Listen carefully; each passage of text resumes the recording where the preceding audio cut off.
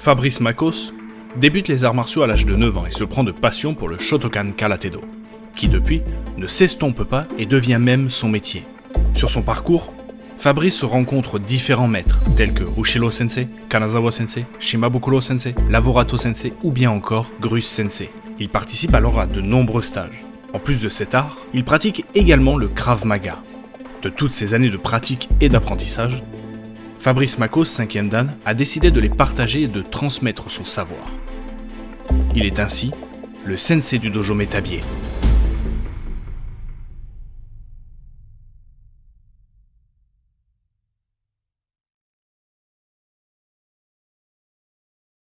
Eh bien, bonjour, je m'appelle Fabrice Makos, je suis enseignant de karaté, enseignant de Krav Maga au sein du club le Karaté-Do Métabier que j'ai fondé en 2006, si je ne m'abuse. Et je suis originaire de la région Lorraine, j'ai déménagé il y a plus de 15 ans de ça dans le Haut-Doubs, et bien maintenant je m'y suis installé et je ne vis que des arts martiaux et des entraînements que je donne. Donc je m'estime très chanceux par rapport à ça. Ici, je vais travailler dans l'axe. Pareil au niveau de l'armée, vous avez des gens qui vont armer de chaque côté, d'autres qui vont partir directement. Fais comme tu as l'habitude de faire. Par contre, là, il va falloir travailler dans cette direction. Si ton pied reste dans cette position-là, tu vas traîner la patte, ça n'est pas possible. Donc, en même temps qu'il y a transfert, il y a mise du pied dans l'axe. Ok, là, je transfère. Hop.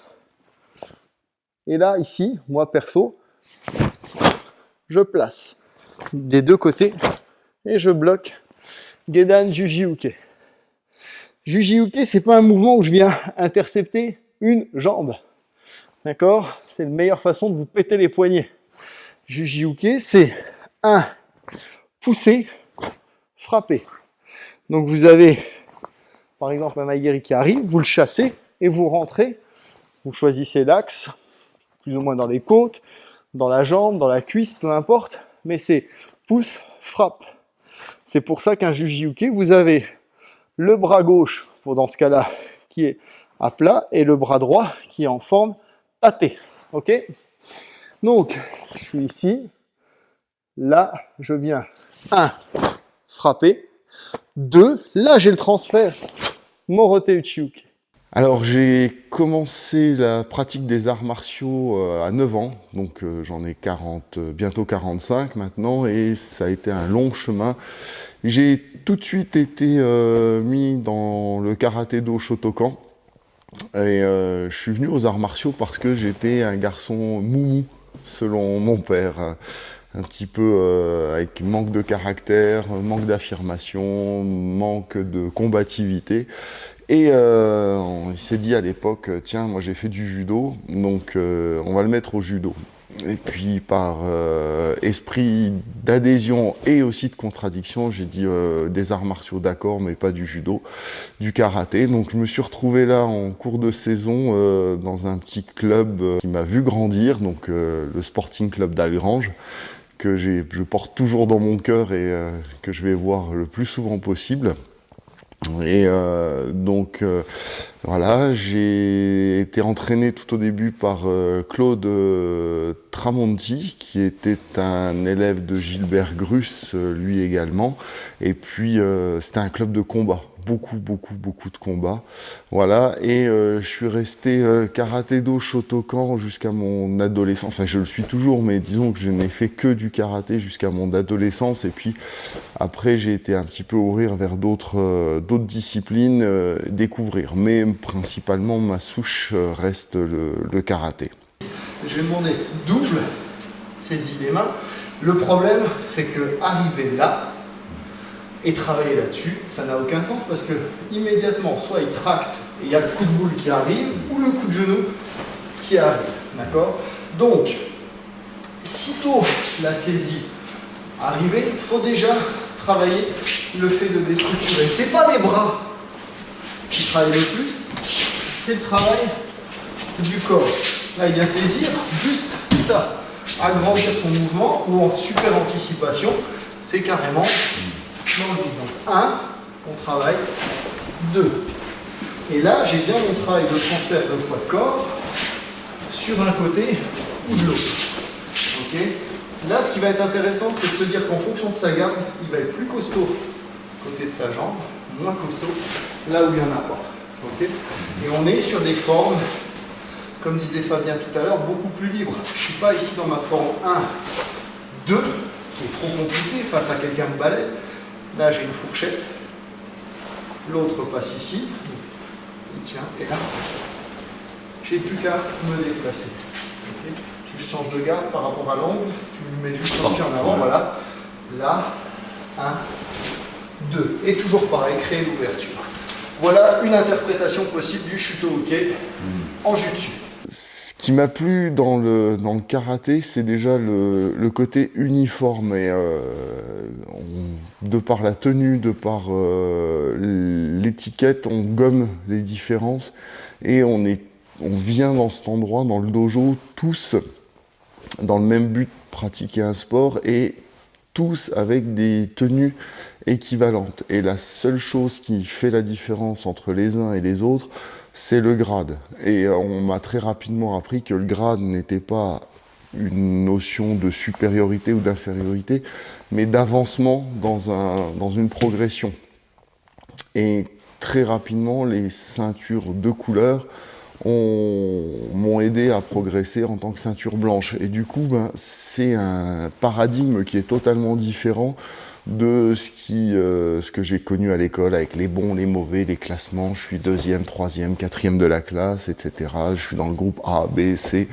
Voilà, donc c'est une espèce d'apaisement au niveau de la comparaison, de la hiérarchie qui m'a permis de... Vraiment, ça m'a plu, ça m'a apaisé, et j'ai pu poser mes valises. Qu'est-ce qui m'a fait continuer dans le domaine des arts martiaux? C'est de voir qu'on pouvait progresser. J'ai eu un gros passage à vide vers 12, 13 ans, 14 ans, début de l'adolescence, où voilà, au départ je me laissais guider, j'allais à l'entraînement, c'était presque automatique, et il n'y avait pas trop à réfléchir. Et puis au moment où j'ai dû faire des choix, ça a été à cette époque-là, quand je suis arrivé, fin du collège, début de la seconde du lycée. Et je me souviens très clairement avoir pris la décision en disant maintenant, soit t'arrêtes vraiment, soit tu t'y mets vraiment. Et vu ma tenue, je m'y suis mis vraiment et j'ai jamais lâché. Donc je pense que c'est une motivation interne, et plus plein d'autres choses, les copains qui étaient, l'envie d'être ceinture noire un jour, l'espèce de chemin qu'on a placé devant moi et qu'on a très rapidement décrit comme long, et plein de rebondissements et d'aventures. Donc ça m'a motivé à continuer. Voilà. Voilà. Voilà. D'accord? Ça va? Voilà. C'est vraiment le Shingitai, je travaille ma technique, je travaille mon physique, je me renforce, je m'améliore. Et là-dedans, avec de la volonté, de la persévérance, je travaille mon état d'esprit pour rester focalisé sur l'avancée vers le chemin qu'on a choisi. Et ça, c'est vrai dans la vie de tous les jours, c'est transposable dans le dojo parce que on a des objectifs, on a envie de progresser, mais c'est vrai aussi dans la vie de famille, c'est vrai également dans l'éducation de ses enfants, c'est vrai dans sa vie de couple. Je suis quelqu'un de laborieux, quelqu'un qui n'est pas forcément doué, mais qui avec du travail y arrive. Et le fait d'être dans cet état d'esprit en disant quoi qu'on ait envie de faire avec beaucoup de travail, on peut y arriver ou tendre vers cet objectif, c'est quelque chose que j'ai appris dans les arts martiaux et qui après est connexe à tous les éléments de la vie de tous les jours, quoi. Voilà, donc c'est là où je remplis ma cruche, et le reste du temps, c'est là où je viens déverser mon eau, m'abreuver, et quand je suis fatigué, je reviens toujours à la source et je reviens toujours aux arts martiaux. C'est mon ancrage depuis maintenant tout petit. Alors ça dépend de mon âge, parce que j'ai voulu avoir une ceinture noire pour frimer, j'ai voulu avoir une ceinture noire pour y arriver, en étant, voilà, en me disant, bah, c'est la classe, je porte une ceinture noire, je suis parvenu, voilà. Ça a été durant ma jeunesse. Après, ça a été un moment où j'ai pu avoir un côté dépositaire d'une certaine autorité dans mes premières années d'entraînement. C'était quelque chose de rassurant d'entraîner, de porter une ceinture noire.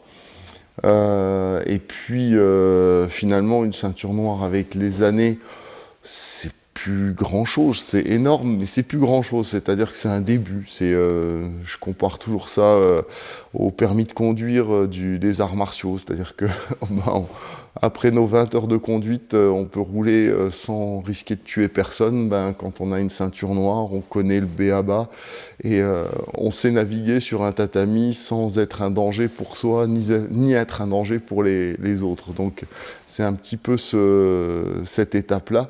Et après, ce qui est intéressant, c'est tout le chemin au-delà des cues, des dan, des différentes façons de travailler à chaque étape et la progression qui se fait un peu plus, je vais dire, spirituelle et beaucoup plus apaisée, avec moins d'enjeux en termes de concurrence, etc.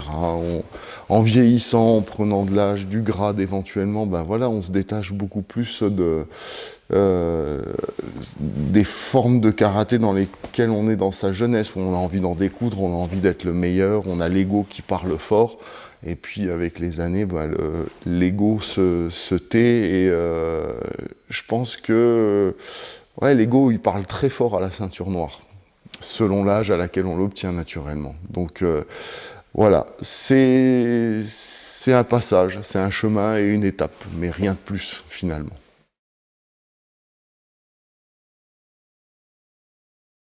Un sensei, pour moi, c'est juste celui qui est devant, c'est celui qui a un petit peu d'avance sur le chemin et qui propose à ses élèves et aux gens qu'il croise de cheminer sur le sentier qu'il a défriché, que d'autres ont défriché avant lui. Donc voilà, c'est quelqu'un qui peut éventuellement faire gagner du temps, éviter des écueils, quand un élève se fourvoie, qu'on a nous-mêmes connu des erreurs et où on s'est perdu dans ces chemins-là, on peut proposer de gagner du temps en évitant des erreurs techniques, des erreurs de conception martiale dans lesquelles on a nous-mêmes erré ou dans lesquelles on s'est égaré. La vision que j'ai du sensei, c'est quelqu'un qui rend libre ses élèves. C'est un petit peu ma façon de voir, c'est que je travaille, mais même quand je fais de la préparation physique avec des gens ou que j'entraîne mes élèves, c'est que je leur apprends à se passer de moi. Je leur donne des outils pour qu'ils puissent à un moment donné être le plus autonome possible dans leur progression, dans leur entraînement. C'est vraiment la vision du sensei que j'ai, avec une porte qui reste ouverte, un dialogue qui peut se faire à tout moment et aussi se défaire. Et voilà, on est tantôt sensei dans une vie, tantôt senpai, tantôt simple étudiant et élève. Et par moment, c'est mon fils de 6 ans qui est mon sensei parce qu'il en sait plus que moi. Et par moment, je suis le sensei d'élèves de karaté parce que j'en sais plus que les élèves qui sont sur le tatami. Donc voilà, mais le sensei, ça m'inspire vraiment quelque chose de l'ordre de la liberté, de la bienveillance et de l'accueil et de la générosité. Je vais pouvoir travailler plein pot avec une frappe qui a de l'impact. Ce qui va être du coup une motivation pour mon partenaire de sortir de l'axe d'une manière ou d'une autre. J'en vois. Autre chose, pour Tori, comme Fabien a développé la partie uke, pour Tori, ça va être aussi de masquer au maximum son déplacement. Si par exemple, j'y vais plein pot et que je fais 1, 2, ce qui se voit très très souvent, c'est un gros temps d'appel. Mon idée, c'est d'être tout de suite en position où j'ai un transfert de poids de corps. D'accord ? J'ai propulsion arrière, fléchi, j'accentue la flexion sur la jambe avant, je transfère et j'y vais plein pot. Vous voyez, il peut travailler très doucement, sans aucun souci, sur une attaque qui va fort. Ok? Le kata, pour moi, il est central dans le sens où, pour moi, je prends chaque kata comme un système de self-défense. Alors, je me suis fait un point d'honneur à connaître l'ensemble des katas de mon style, de les travailler, de les connaître, et après, à chaque étape, j'ai essayé de travailler un kata plus en profondeur, ou deux, pour essayer de rentrer un peu plus dans ce que le kata veut nous dire, ce qu'il essaye de transmettre de manière cachée, avec des principes qui le sous-tendent. Et donc le kata, c'est vraiment le bouquin de référence des arts martiaux. Et comme un manuel en soi, si on ne l'a pas décrypté, mis en application, vécu et travaillé, ben, ça reste qu'un bouquin qui n'a pas grande utilité. S'il est utilisé, s'il est vraiment comme de la pâte pétrie pour essayer d'en faire quelque chose, nous façonner, là le kata, pour moi, a toute son utilité et tout son sens. Mais être dans une forme de gestuelle la plus parfaite possible sans avoir à réfléchir à ce qu'il y a à l'intérieur, c'est un joli vase vide qui ne contient pas grand-chose. Donc voilà, j'invite vraiment les gens à voir le kata comme un outil et pas comme une finalité, comme beaucoup de choses d'ailleurs dans la vie.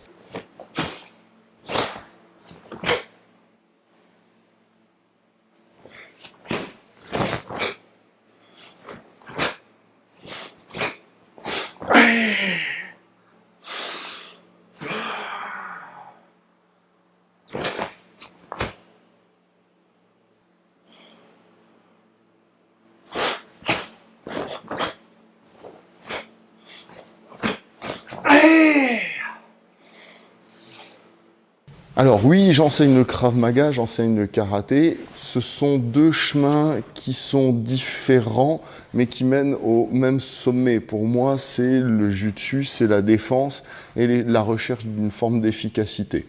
Les méthodes pédagogiques employées ne sont pas les mêmes en Krav pour obtenir une forme technique correcte et en karaté. Ce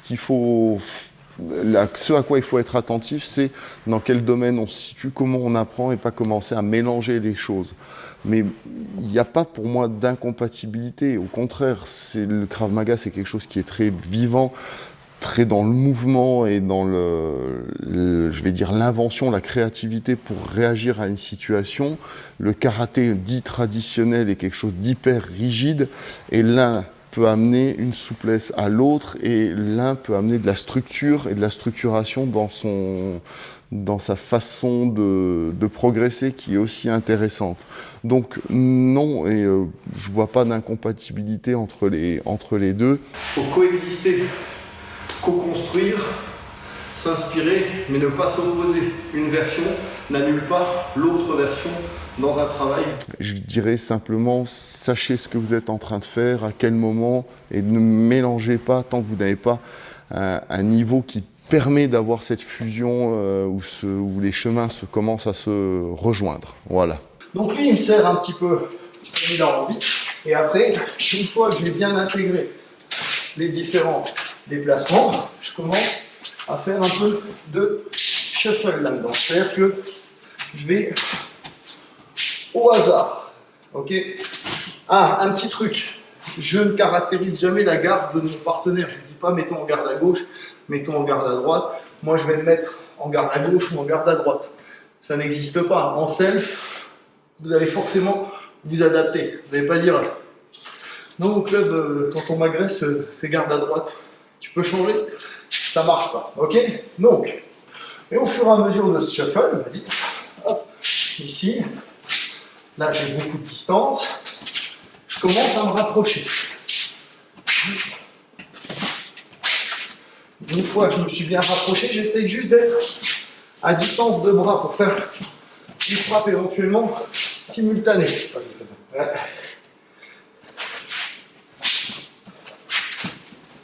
Là, et toujours du mouvement. D'accord? Alors, les arts martiaux traditionnels, moi je sais toujours pas ce que c'est qu'un art martial traditionnel, hein.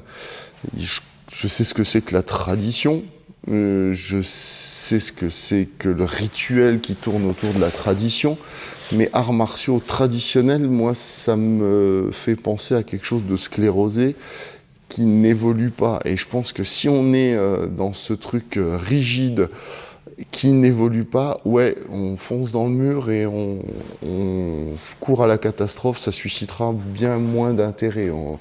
Quand tout est codifié, tout est ritualisé, on en vient à des formes d'église qui donnent une liturgie et on ne comprend plus pourquoi on fait les choses. On ne permet pas aux élèves de saisir vraiment du sens, ou alors on leur permet, une fois qu'ils ont atteint un niveau qui en aura découragé 90% de ceux qui auront poussé la porte de nos dojos. Donc, de la tradition, du rituel, oui, pour structurer, mais il faut garder cette forme d'évolution et utiliser tous les outils qui sont à notre disposition, kata, kion, matériel, préparation physique, pour servir le karaté et lui permettre d'être vivant, agréable et certainement aussi beaucoup plus ludique et intéressant à transmettre et à travailler. Donc effectivement, ouais, le côté... on a connu les films d'arts martiaux des années 70-80 et on veut tous faire la même chose avec des dizaines de karatékas qui répètent le même mouvement sans savoir pourquoi et sans vraiment comprendre. Je pense qu'il faut, on peut maintenant dépasser ce côté hyper rigide et donner quelque chose de plus vivant. En tout cas, moi, à l'intérieur du club, c'est ce que j'essaye de faire, pour faire en sorte de former des gens et de leur donner des outils, encore une fois, pour qu'ils puissent s'en saisir et s'en servir dans la vie de tous les jours. On est au départ, distance à 3 mètres, le rituel, salut, Tori et Uke sont désignés. Comme pour le Kion, c'est le teneur de cible ou Tori qui donne le rythme. Je suis celui qui va générer l'attaque chez mon adversaire. Première chose, donc là on parle que de la recherche de distance. Trop loin, quand je vais réclamer mon attaque, ça ne va pas être possible. Trop près, il n'y a pas de travail possible, c'est pas cohérent. Voilà. Donc la première chose, c'est pour mon partenaire de venir chercher la bonne distance. Sachant que moi je suis toujours en déplacement. Si j'avance, il remet de la distance en arrière. Si je recule, il vient chercher. Et on doit être dans une recherche d'appui où lui, comme moi, on est tout le temps en capacité de démarrer une technique. Tu es d'accord avec moi, Fabien? Ok. Oui. Donc, recherche de distance, on va travailler. Je réclame. Donc, du mouvement, on passe à l'immobilité pour réclamer l'attaque. Et on recherche. Et on reprend sa distance. Ok? On reprend. En fait, je me focalise pas mal sur l'évolution de déjà ma propre évolution martiale, de ce que j'ai à transmettre au sein du club. Là où je porte mon intérêt et où je pose les yeux, je vois des personnes et des sensei de très très grande qualité. Je pense à sensei Jean-François Tissière, que j'adore et que je suis vraiment avec intérêt dans son travail. D'autres sensei, même plus proches de nous, comme Pierre Brunet, avec qui je fais des vidéos. Et... Donc là, on va parler un peu de la notion de la respiration, hein, Kokyu. Il n'y a pas de technique sans sa composante respiratoire. Ça, c'est la première des choses. Puis de deux, tout le rythme, tout le mouvement est dicté par votre respiration. Et puis des gens qui sont on va dire de ma génération, qui ont déjà beaucoup d'avance par rapport à moi. Je pense à Lionel Froidure. Enfin, c'est des gens d'une grande qualité avec qui je partage une vision. Après, une vision française, Personnellement, je m'en préoccupe pas. Je pense que c'est plus, ça relève plus des fédérations ou des directions sportives qu'on peut prendre et c'est pas du tout mon chemin. Donc voilà, je me garderai bien de me prononcer à ce sujet. Bien, pour moi, la rencontre qui a été vraiment cruciale dans mon évolution, c'est celle de Maître Grus, que j'ai rencontré quand j'avais adolescence, 15-16 ans. Et que j'ai suivi dans son travail, d'abord au travers de stages, puis j'ai eu l'occasion de m'inscrire dans son club, école d'arts martiaux traditionnels Gilbert Grus. Après, j'ai pu être vraiment son élève, entre guillemets, direct. Enfin, du coup, j'étais sa chair à canon, c'est-à-dire que j'avais la chance qu'ils me prennent à chaque fois comme hooké pour les stages et des démonstrations. Donc, j'ai vraiment eu l'occasion de ressentir à la première place possible ce qu'il voulait démontrer, l'efficacité de son travail.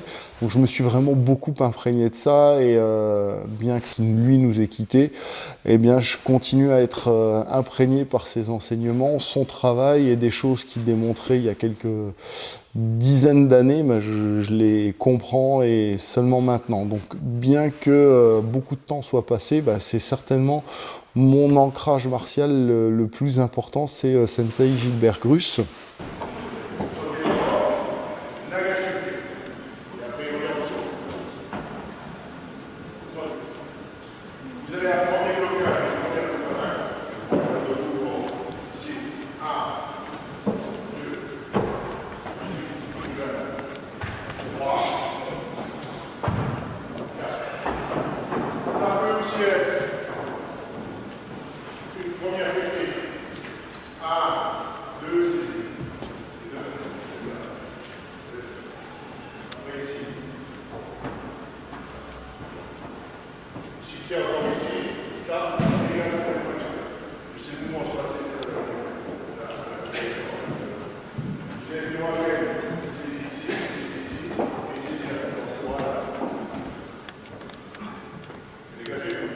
S'il n'est pas complètement dégagé, ce mouvement-là va changer.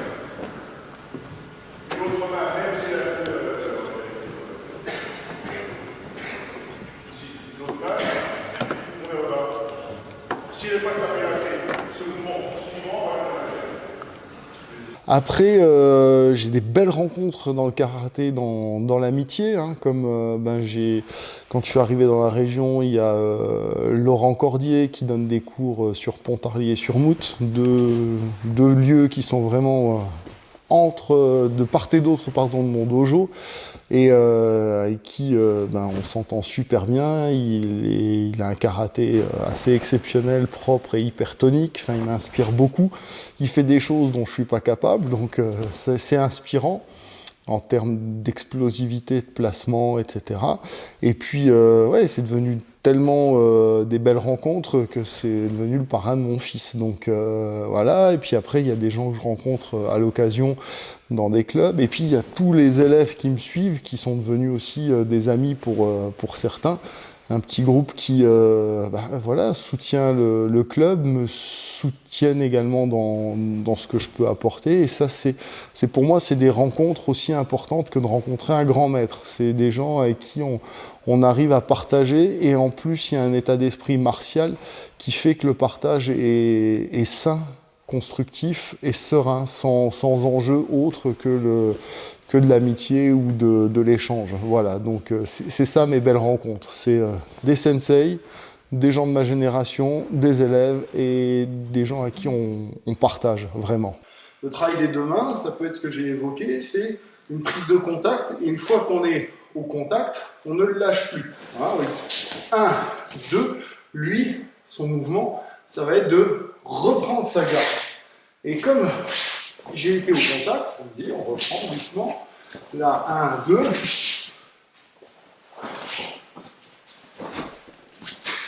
J'ai fait les mains collantes et j'ai été le chercher. D'accord ? 1, 2. Là, ça va être simplement une gêne. Il n'y a pas grand chose à faire. On va repartir sur ce qu'ils avaient maintenant. Regardez ici. 1, il revient tout de suite.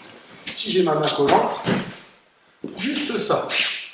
Vous avez vu ? 1, 2, 3. Et je suis tout de suite placé. L'idée, c'est d'agir sur sa technique. 1, il revient. Ça, c'est une possibilité. Dans le travail des deux mains, c'est aussi de le faire rentrer dans une spirale. 1, 2. D'accord? Ici. 1, 2. Et là, j'ai eu un changement. Ok?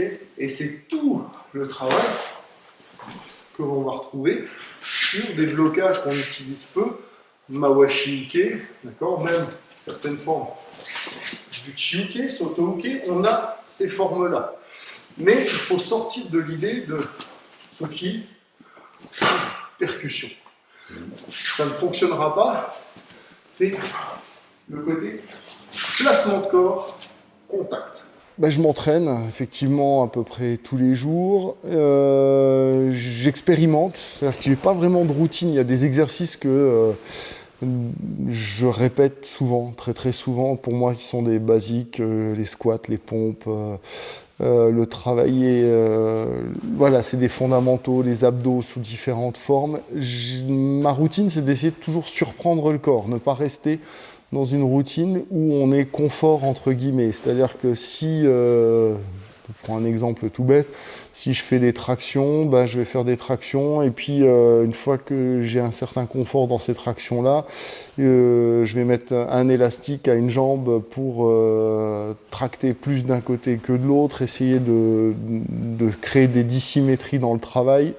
Après, les rétablir parce qu'il ne faut jamais créer une dissymétrie qui se fige. Et puis, j'introduis de plus en plus du travail au sol en termes de ramping, des choses que je vois faire en jiu-jitsu brésilien, en lutte, etc. Donc, j'ai la chance de côtoyer comme ça des personnes qui me proposent des exercices que je trouve super intéressants et qui sont hyper efficaces au niveau à la fois renfort musculaire, cardio, parce que il y a une dépense énergétique au sol qui est beaucoup plus importante qu'en restant debout.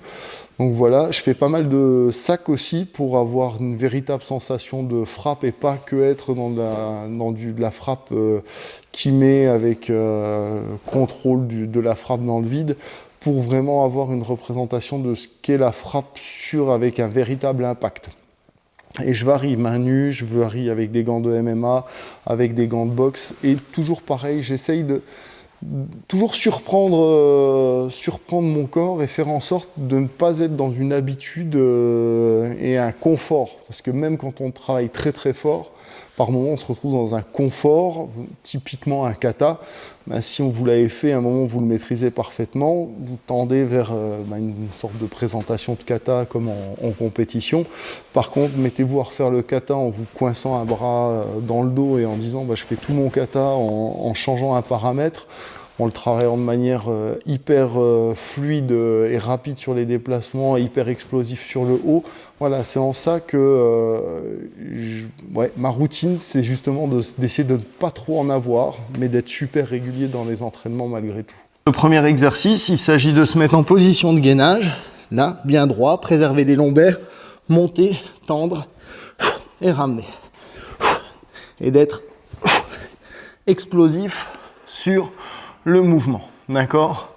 Donc 20 secondes, 10 secondes de récupération. On passe au deuxième mouvement qui est le pédalage. Donc là,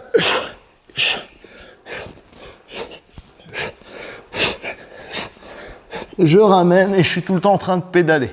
Toujours pareil, je fais super gaffe à ma sangle abdominale et encore plus à mes lombaires. J'essaye d'avoir ma conscience, mon attention qui se situe sur cette zone-là, d'accord? Parce que si vous êtes que dans votre effort, en train de partir dans votre tête et dire faut que ça s'arrête, c'est peut-être vraiment que c'est le temps que ça s'arrête parce que vous n'allez plus être dans votre exercice, mais plus dans l'expectative, l'attente de vouloir arrêter l'exercice. Alors il y a les anecdotes du stage de Biarritz. Chaque année, on faisait le stage de Maître Grus à Biarritz et chaque année, on voulait être sérieux et travailler du mieux qu'on pouvait. Donc à chaque fois, on se disait avec l'équipe de gars avec qui on était, bon les gars, cette année, minuit maximum, on est au lit et on est prêt pour le lendemain. Et chaque année, on décalait notre bonne volonté à vouloir nous coucher tôt d'1 heure. ce qui fait qu'on finissait en général avec 2 heures de sommeil et puis on rempilait sur la plage d'Anglette en train de faire un footing et d'aller toucher les digues. On était fracassés. Donc ça, c'est vraiment des super souvenirs. Un autre souvenir toujours en rapport, on avait été faire un stage dans le secteur d'Annemasse avec plusieurs sensei, Ishimi sensei, il y avait Sibyl sensei, maître Grus. C'était vraiment un stage super riche, en plus multistyle. Voilà. Et donc bien heureux d'arriver. On est arrivé en retard le premier jour parce que on avait un sens de l'orientation assez déplorable. Et voilà, le deuxième jour, on est arrivé en retard, bien que notre hôtel était à peu près à 5 minutes du dojo, mais on a réussi à prendre l'autoroute et à faire 20 km pour rien. Et à ce moment-là, Maître Grus est venu nous attraper en disant, bon, avec sa grosse voix, il a dit, les gars, si vous dites que vous êtes de mon club, je vous parle plus. Donc voilà, même notre maître nous avait renié tellement on était pitoyable sur notre organisation et notre respect des horaires. Ah, il y en a une autre aussi que j'avais adorée. En stage, on travaillait avec toujours la même bande de copains.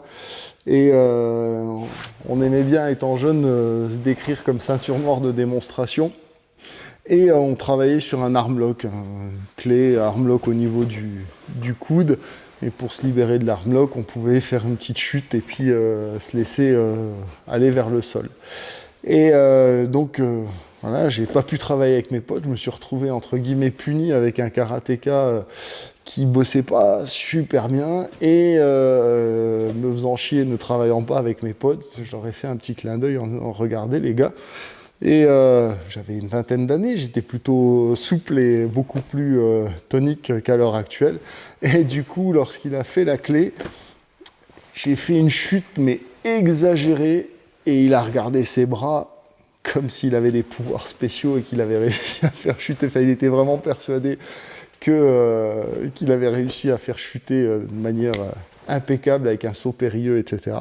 Et on a passé la journée à rigoler de cette anecdote-là. Donc voilà, c'est encore une fois, c'est plus des histoires de partage que des choses extraordinaires. C'est ça, les bons souvenirs qui restent des stages ou des entraînements, c'est vraiment ce qui reste de l'humain en fait. Voilà. Pour travailler sur frappes qui tendent vers de la frappe réelle.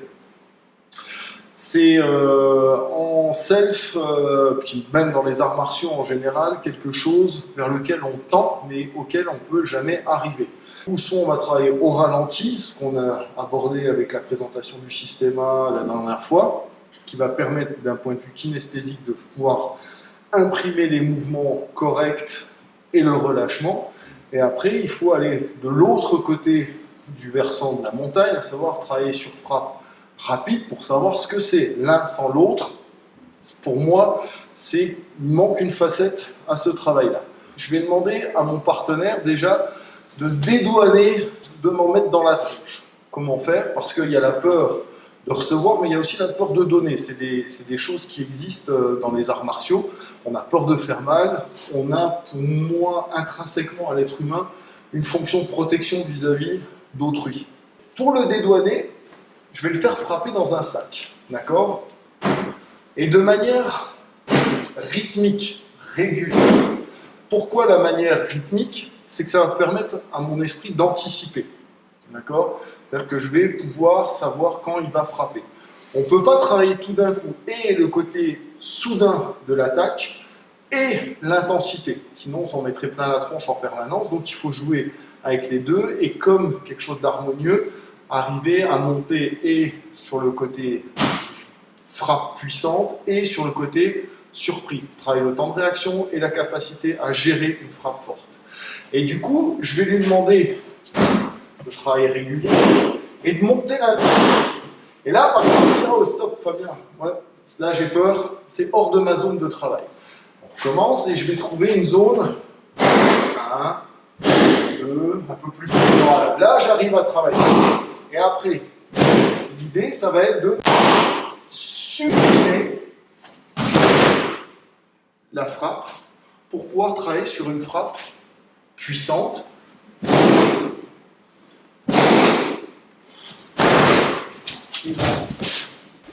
J'ai pas de coup de gueule. Je fais ce que j'ai à faire, je bosse, je m'occupe de moi, je m'occupe de mon dojo et de mes élèves.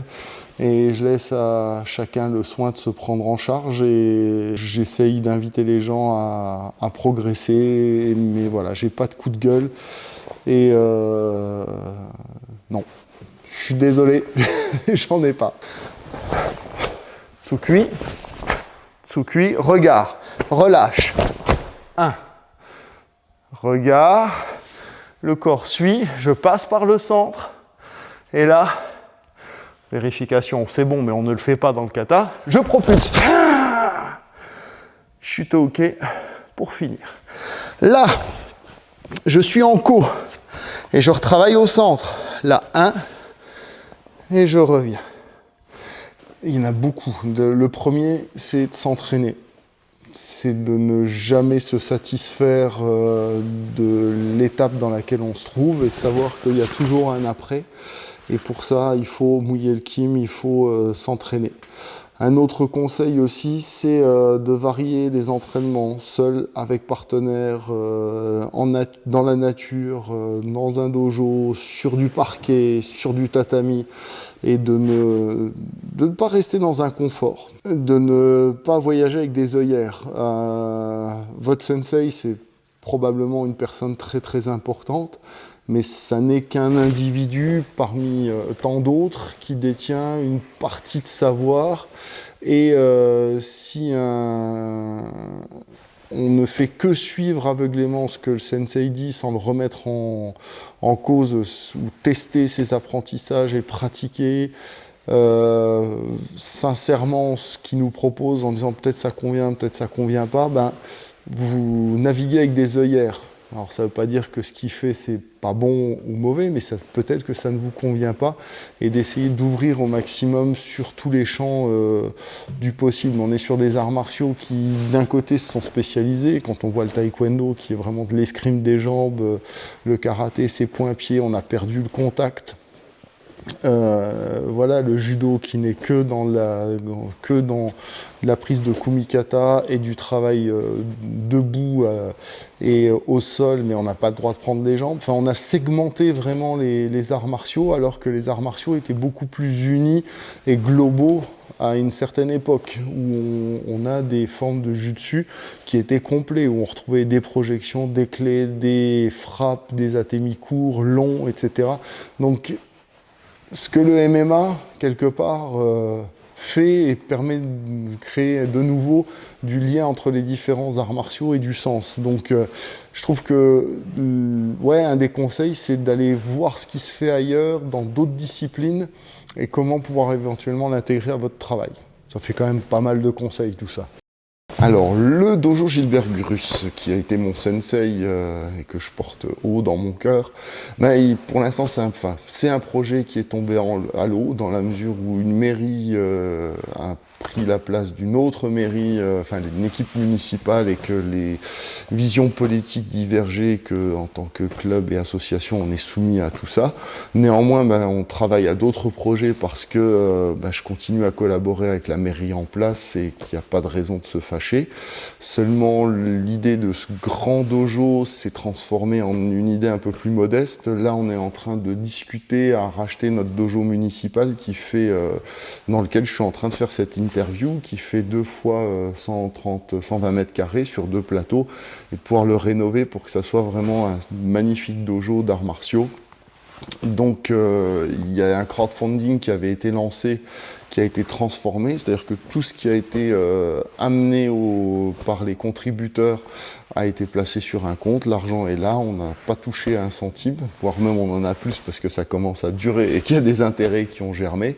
Et du coup, cet argent-là sera réaffecté à l'achat du dojo si tout se passe bien et que le projet avec la mairie de rachat de la salle du Tertre, qui du coup sera certainement renommé Dojo Gilbert Grus en hommage.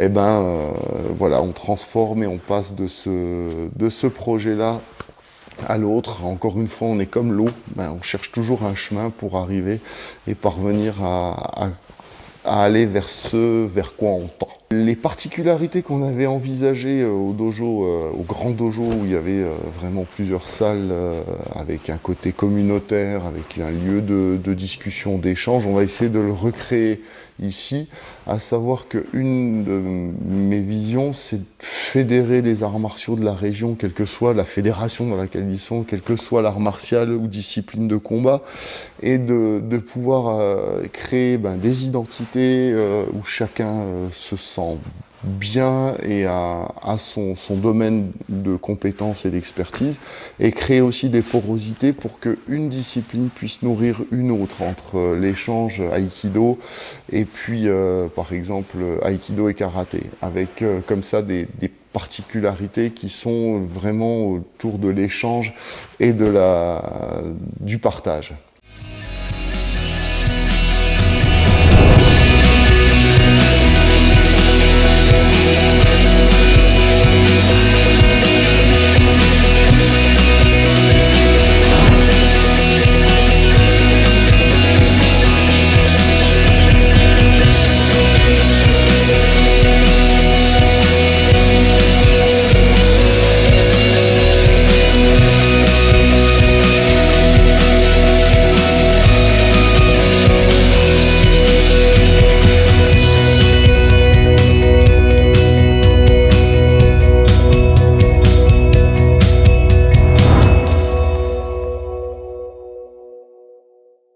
Alors mes projets, ils sont plusieurs sortes.